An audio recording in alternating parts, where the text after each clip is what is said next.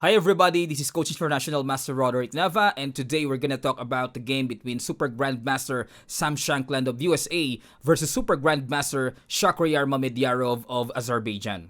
Okay, so Shankland played d4, Mamedyarov played knight f6, then c4, e6, knight f3, then d5, approaching Queen's Gambit. But then Shankland decided to play g3 as going to Catalan opening, and then d takes c4, bishop g2, then bishop b4 check once again. So as you remember, Mamedyarov played against Magnus in an early round. He played bishop b4, and Shankland played the same with bishop d2, a5, then now a3.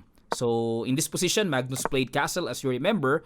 But then here, Shankland played a3, challenging the bishop immediately. Then Shak captured the bishop, knight b takes d2, then b5, supporting the c4 pawn, and b3, so challenging the c4, and then now advance with c3, knight b1, and Shak played bishop b7, the novelty of this game, because according to the theory, the book line, knight d5 was played, just simply supporting the c3 pawn. So I will post this link for your reference in the description below. So let's go back with bishop b7 as novelty, then knight takes c3, so attacking the b5 pawn, and then Shak advanced the pawn with b4, knight a4, so controlling the c5 square. Immediately, Mamedyarov covers the c5, and then now simply castle, and then queen c2, so development. Also with the plan of rook f c1 coming, attacking the c7 pawn, and then now bishop e4, trying to destroy the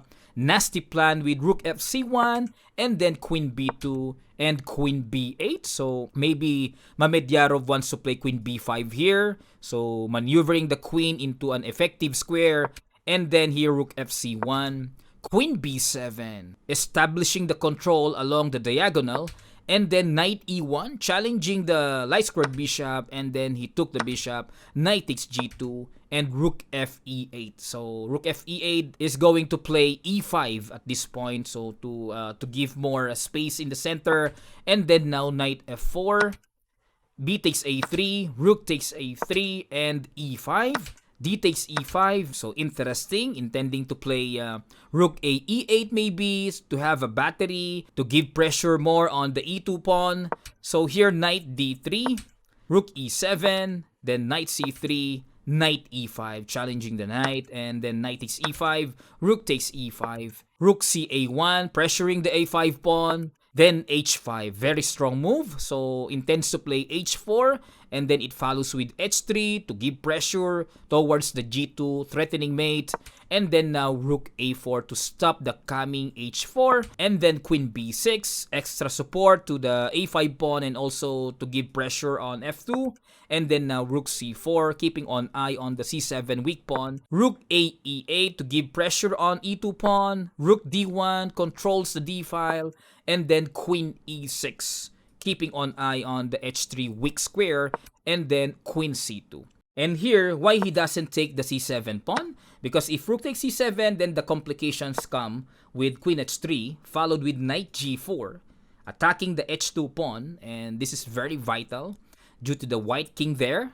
So that's why Shankland decided to play queen c2, and then queen h3, and the notation ends up here, and it says that the game is draw. So why?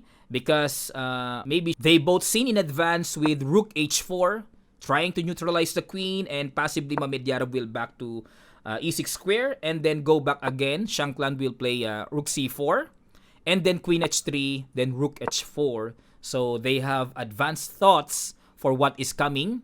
So that's why they have a mutual agreement draw in this game. Alright, so this is the game between Super Grandmaster Sam Shankland versus Super Grandmaster Mamedyarov. So once again, let's take a look on the standing after round number 10. With Magnus has the lead with 7 points, and Giri with only 0.5 behind Magnus, and Mamedyarov and Rapport with 6 points, Esipenko, Karyakin, Vijit with 5.5 points, Caruana with 5 points, Duda, Van Forest with 4.5 points, Shankland with 4 points, Dubov and Pragdananda with 3.5 points, and Grandelius with 3 points.